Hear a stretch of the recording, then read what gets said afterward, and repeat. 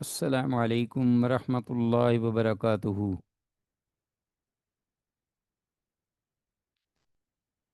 مرحبا بعودتکم ایھا الطلاب الکرام الی درس الحدیث من جدید، فحیاکم اللہ تعالی وجزاکم اللہ احسن الجزاء فی الدنیا والآخرہ۔ اللہم انا نسألک علما نافعا وعملا متقبلا ورزقا طیبا۔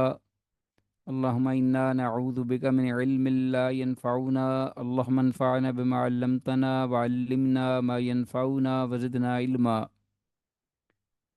اللهم إنا نعوذ بك من علم لا ينفع ومن قلب لا يخشع ومن دعوة لا يستجاب لها۔ عزیز طلباء، بحمد اللہ تعالی وبعونہ جل وعلا، مشکوٰۃ المصابیح کے سلسلہ دروس کا یہ 17واں سبق یعنی ایپیسوڈ نمبر 17، زیر مطالعہ احادیث 2199 سے 2208 حسب معمول، اردو ترجمہ پر فوکس انشاءاللہ۔ قابل وضاحت الفاظ و عبارات کی قدر تشریح اور ضرورت کے مطابق حدیث کی اسنادی حیثیت کی وضاحت بھی ہوگی۔ وما توفیقنا الا باللہ۔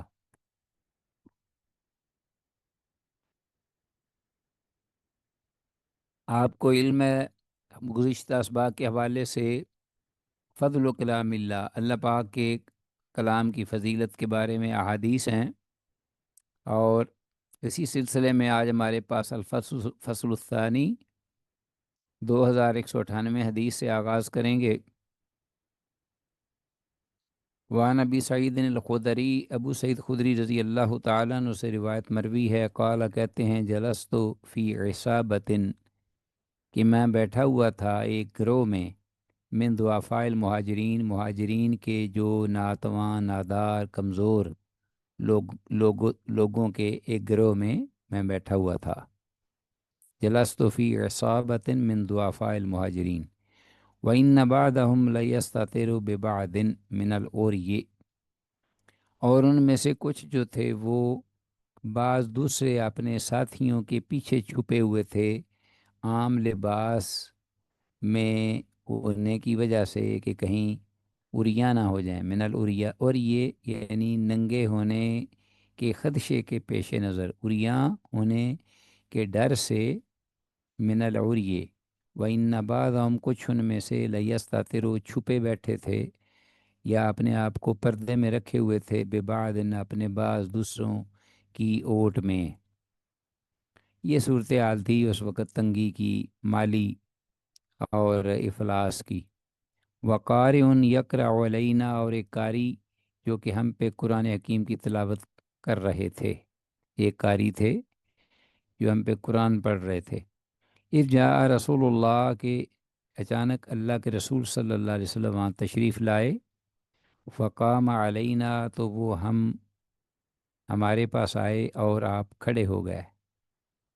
فقام علینا، فلما قام رسول اللہ، تو جب رسول اللہ صلی اللہ علیہ وسلم ہمارے سامنے آ کے ہم میں کھڑے ہوئے، ساکت القاری، تو جو قرآن قاری پڑھ رہے تھے ہم میں، وہ خاموش ہو گئے۔ فسلم، تو اس پر رسول اللہ صلی اللہ علیہ وسلم نے ہم سب کو سلام کہا۔ ثم قال، پھر فرمایا، ما کنتم تصنعون، تم کیا کر رہے تھے، تم کیا بنا رہے تھے یہاں بیٹھ کر؟ قلنا، ہم نے کہا، کننا نستمع الی کتاب اللہ، کہ ہم غور سے، توجہ سے، انہماک سے کتاب اللہ کی تلاوت سن رہے تھے۔ کننا نستمع الی کتاب اللہ۔ فقال، تو آپ نے فرمایا، الحمدللہ، سب تعریفات اللہ ہی کی ہستی کو سزاوار ہیں۔ الذی، وہ ذات، جعل من امتی، جس نے میری امت میں سے بنائے ایسے لوگ کہ من عمر، تو کہ میں حکم دیا گیا ہوں، ان نصبرا، کہ میں رکوں، بیٹھ سکوں، ان نصبر نفسی، یعنی میں ان کے درمیان بیٹھوں، رک جاؤں، معاہم، ان کے ساتھ یا ان کے پاس بیٹھ کر میں وقت گزار لوں۔ تو اللہ پاک کی تعریفات ہیں جس نے میری امت میں سے ایسے لوگ تیار کیے اور انہیں توفیق بخشی کہ میں ان کے درمیان من عمر تو حکم دیا گیا ہوں کہ ان کے ساتھ بیٹھ کر وقت گزاروں۔ ٹھیک ہو گیا جی؟ تو اس میں حقیقت میں صحابہ کرام رضوان اللہ علیہم اجمعین کی فضیلت اور مقام اور مرتبے کا ذکر ہوا ہے۔ قال فجلس وسطنا، تو ابو سعید خدری کہتے ہیں رضی اللہ تعالیٰ عنہ، فجالس وسطنا، تو آپ صلی اللہ علیہ وسلم ہمارے درمیان بیٹھ گئے، لیعدل بنفسہ فینا، تاکہ وہ ہم میں آپ بیٹھ سکیں سب کے سامنے، لیعدل بنفسہ فینا، ثم قال بیدہ، پھر آپ نے اپنے دست مبارک سے یہ اشارہ کرتے ہوئے فرمایا، ہاکذا، اس طرح، فتحلقو، تم ایسے کرو، دائرے بنا لو، ایسے دائرے میں بیٹھ جاؤ، وبرزت وجوہہم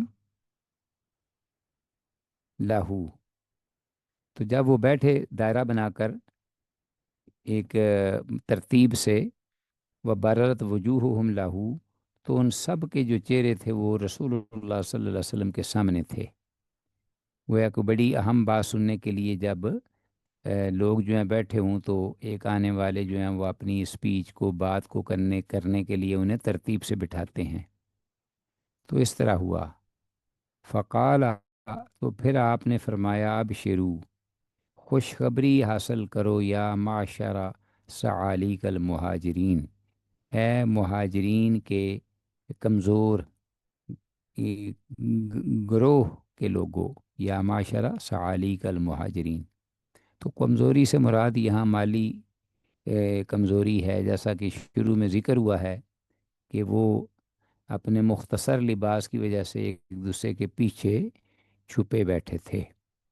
یا معاشرہ ثعالق المہاجرین، کس بات کی خوشخبری لو؟ بن نور التام میں، پورے مکمل نور یا روشنی کی یا نور کے ساتھ، یوم القیامت، قیامت کے دن، تدخلون الجنت، کہ تم جنت میں داخل ہوگے، قبل اغنیاء الناس، لوگوں کے مالدار لوگوں سے پہلے بھی، تدخلون، تم جنت میں داخل ہوگے مالدار لوگوں سے پہلے، بنصف یومن، آدھا دن پہلے، وذالک 500 سنۃ، اور یہ آدھا دن جو ہے وہ اللہ کی بارگاہ میں، اللہ کے ہاں 500 سال کا ہے، وذالک 500 سنۃ، رواہ ابو داود، اسے امام ابو داود نے روایت کیا ہے اس حدیث کو۔ تو یہ حدیث جو ہے سند کے اعتبار سے ضعیف حدیث ہے، اس لیے کہ اس کی سند میں علا بن بشیر ایک راوی ہے جو مجہول الحال ہے، ٹھیک ہے، لیکن اسی مفہوم کی ایک حدیث اس کے قریب قریب صحیح مسلم میں موجود ہے، اور امام ابن حبان نے بھی الموارد میں ذکر کیا ہے اس حدیث کو، اس مفہوم کے قریب قریب، یغنین ہو، جو ہمیں اس ضعیف حدیث سے مستغنی کر دیتی ہے۔ تو ان صحیح حدیثوں کے ہوتے ہوئے اگر ہم اس کو قابل اعتبار سمجھ کے نہ بھی بیان کریں تو ولا بأس بہ، کوئی حرج نہیں۔ ایک منٹ عزیز طلبہ، میں آپ سے لینا چاہتا ہوں ذرا۔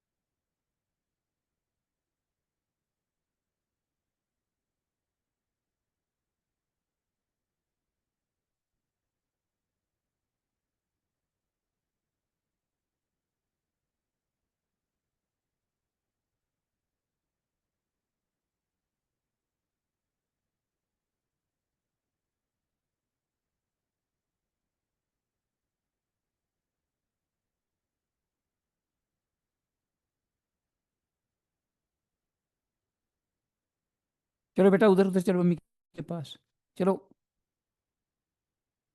अम्मी के पास चलो चलो, बीमार हो जाओगे। पैरों नंगा न फिर रहा, चल चलो ना। अम्मी के पास मेरा बच्चा, चलो।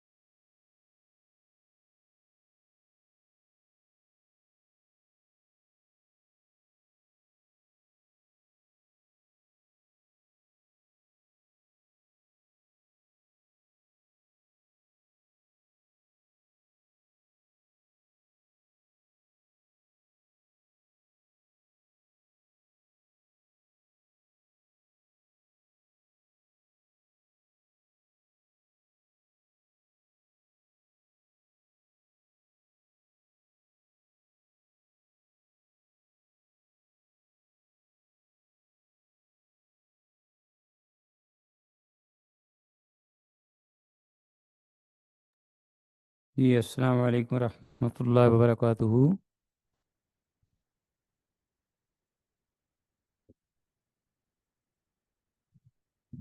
अज़ीज़ तलबा, अस्सलाम वालेकुम। जी सर, वालेकुम अस्सलाम रहमतुल्लाहि व बरकातहू। बारकल्लाह बारकल्लाह फ़ीकुम। चलते हैं आगे नेक्स्ट हदीस की जानिब। 2199 हदीस हमारे पास है ज़ेर मुताला। वानिल बरा इब्न आज़िब, सैयदना बरा बिन आज़िब रज़ी अल्लाह ताला अन्हु से ये रिवायत मरवी है। क़ाला, वो कहते हैं, क़ाला रसूलुल्लाह, कि अल्लाह के रसूल सल्लल्लाहु अलैहि वसल्लम ने इरशाद फरमाया, ज़य्यनु अल क़ुरआन बे अस्वातिकुम, मुज़य्यन करो कुरान मजीद को अपनी आवाज़ों के साथ। क्या मतलब कि अपनी आवाज़ों से, खुश अलहानी से कुरान हकीम को आरास्ता करो, पैरास्ता करो, ख़ूबसूरत अंदाज से पढ़ो, ताकि लोग उससे ना सिर्फ़ ये कि अपना मुतासर हूँ, बल्कि जो नॉन मुस्लिम, गैर मुस्लिम हैं, उनके लिए भी ये जज़्बाबियत का, अपनी तरफ माइल करने का ज़रिया बने कि कलाम इलाही है। रवाहु अहमद व अबू दाऊद व इब्न माजाह व दारमी। اس حدیث کو امام محمد، امام ابو داود، امام ابن ماجہ اور امام دارمی رحمہم اللہ سب نے اپنی اپنی کتب حدیث میں ذکر کیا ہے۔ اور یہ حدیث جو ہے ہم اس کو دیکھتے ہیں صحیح ہے سند کے اعتبار سے، اور واضح اور کلیئر بھی ہے۔ آگے کہتے ہیں حدیث نیکسٹ ہے ہمارے پاس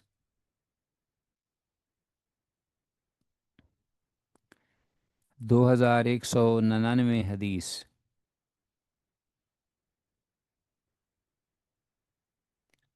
وان سعد بن عبادہ، سیدنا سعد بن عبادہ رضی اللہ تعالیٰ عنہ سے یہ روایت مروی ہے، قال وہ کہتے ہیں قال رسول اللہ کہ اللہ کے رسول صلی اللہ علیہ وسلم نے ارشاد فرمایا، ما من امرئ یقرأ القرآن، جو بھی آدمی قرآن حکیم تلاوت کرتا ہے، پڑھتا ہے، ما من نہیں ہے، من امرئ کوئی بھی شخص، یقرأ القرآن جو قرآن مجید کو پڑھتا ہے، تلاوت کرتا ہے، ثم ینساہ پھر وہ اس کو بھول جاتا ہے، الا لقی اللہ مگر یہ کہ وہ اللہ کو ملے گا اس حال میں یوم القیامت قیامت کے دن اجزم کہ وہ مجزوم ہوگا، یعنی کوہڑ کا مرض یا بیماری اسے لاحق ہوگی۔ رواہ ابو داود و دارمی، اسے امام ابو داود اور امام دارمی نے روایت کیا ہے اس حدیث کو۔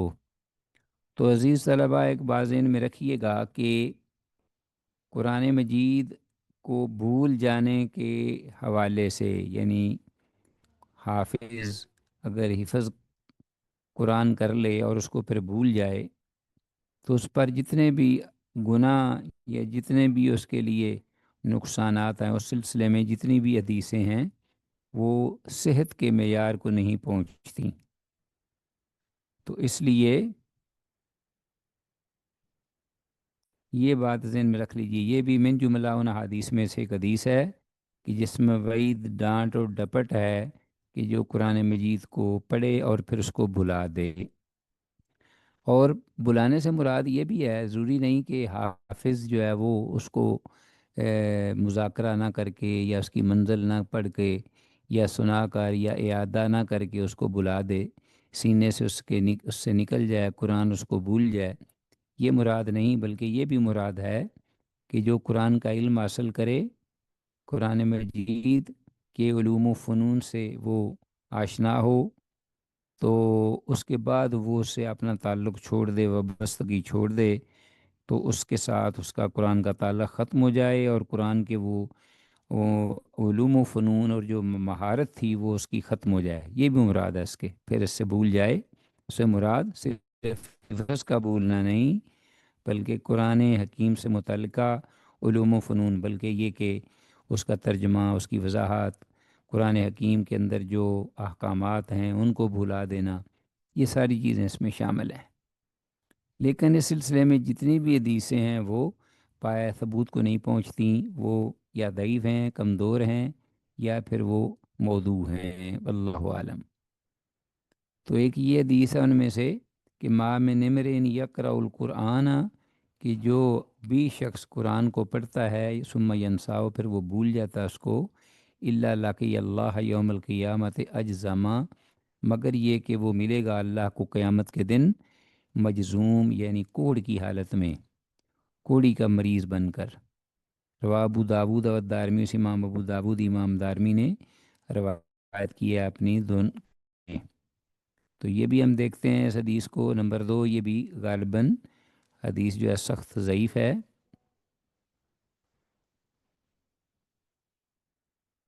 ہاں جی، دیکھیے وہ کہتے ہیں کہ اس کی سند ضعیف ہے، ابو سنن نبی داود امام دارمی دونوں کی۔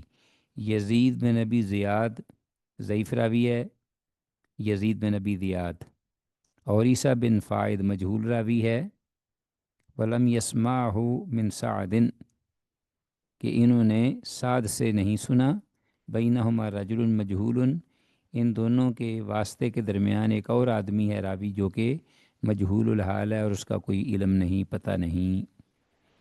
ہاں جی، چلتے ہیں آگے، حدیث نمبر 2201، وان عبداللہ بن عمرو بن العاص رضی اللہ عنہما، عبداللہ بن عمر بن عاص رضی اللہ عنہما سے یہ روایت مروی ہے، ان رسول اللہ صلی اللہ علیہ وسلم قال، کہ رسول اللہ صلی اللہ علیہ وسلم نے ارشاد فرمایا،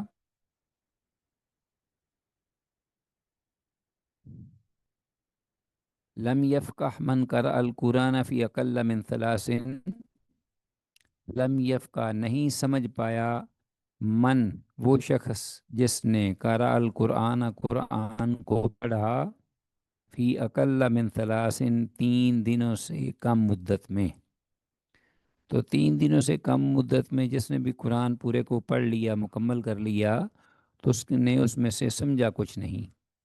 رواه ترمذی و ابو داود و دارمی ہو، اس حدیث کو امام ترمذی، امام ابو داود اور امام دارمی نے روایت کیا ہے۔ حدیث سند کے اعتبار سے صحیح ہے، ہاں جی، امام ترمذی نے بھی اور امام ابو داود نے بھی اور امام دارمی نے بھی اس کو روایت کیا ہے۔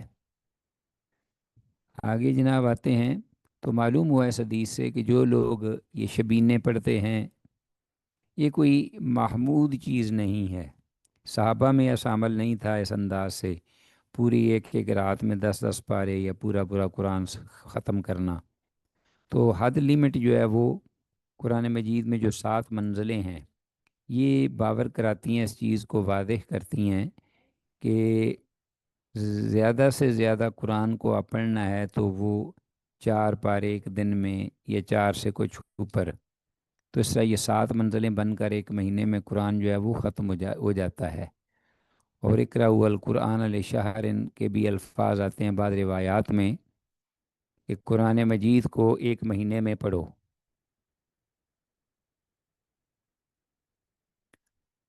تو یہ زیادہ سے زیادہ لمٹ ہے قرآن مجید کو پڑھنے کی اس عرصے میں، اور جو اس سے زیادہ پڑھے، مثلا 3 دنوں میں قرآن یاد، مطلب 10 پارے جو ہیں روز کے پڑھتا ہے، تو یہ رسول اللہ صلی اللہ علیہ وسلم کا یہ فرمان ہے کہ اس نے قرآن کو نہیں سمجھا اور سمجھ کر نہیں پڑھا، فی اقل من ثلاث۔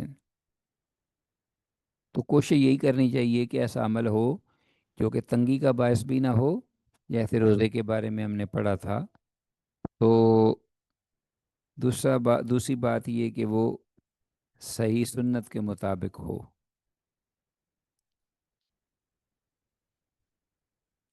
آگے حدیث ہے ہمارے پاس 2202، وان عقبہ بن عامر، عقبہ بن عامر رضی اللہ تعالیٰ عنہ سے یہ روایت مروی ہے، قال کہتے ہیں، قال رسول اللہ، کہ اللہ کے رسول صلی اللہ علیہ وسلم نے ارشاد فرمایا، الجاہر بالقرآن، قرآن کو بلند آواز سے پڑھنے والا، کل جاہر بالصدقۃ، اس شخص کی طرح ہے کہ جو صدقے کو علی اعلان اللہ کی راہ میں دیتا ہے، کل جاہر ظاہر کرنے والا، بالصدقۃ صدقے کے مال کو، ہاں جی، تو قرآن مجید کو ظاہری اونچی آواز میں پڑھنے والا ایسے ہی ہے جیسے اللہ کی راہ میں علی اعلان صدقہ دینے والا ہے۔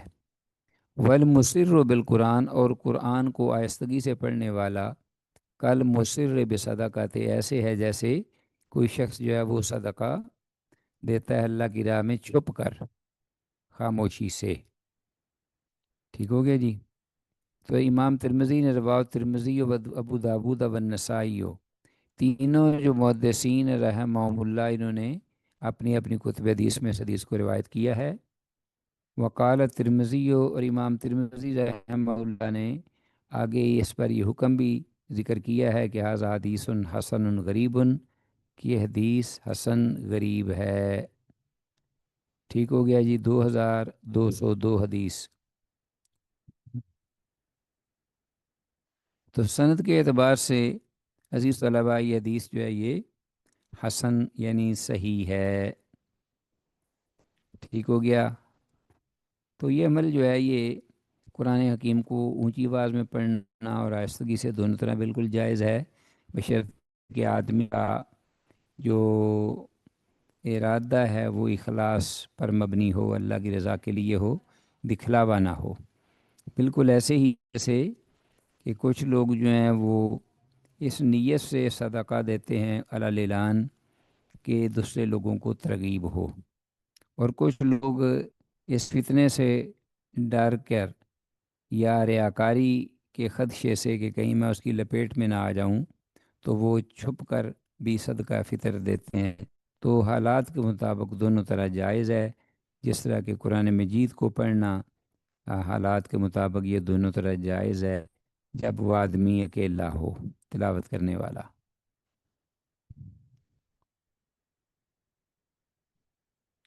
2203 حدیث، وان صہیب رضی اللہ عنہ سے روایت ہے، قالا کہتے ہیں، قالا رسول اللہ کہ اللہ کے رسول صلی اللہ علیہ وسلم نے ارشاد فرمایا، ما آمن بالقرآن من استحل محارمہ، کہ وہ شخص ایمان ہی نہیں لایا قرآن پر جس نے حلال جانی محارمہ، اس کی حرام کردہ چیزیں۔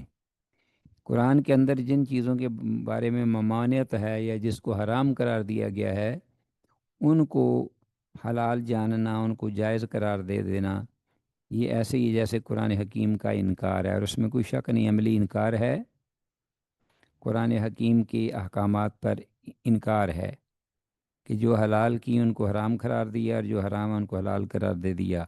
روایت ترمذی، امام ترمذی نے روایت کی ہے، وقال ھذا حدیث لیس اسناد بالقوی، کہ یہ وہ حدیث ہے کہ جس کی سند مضبوط نہیں۔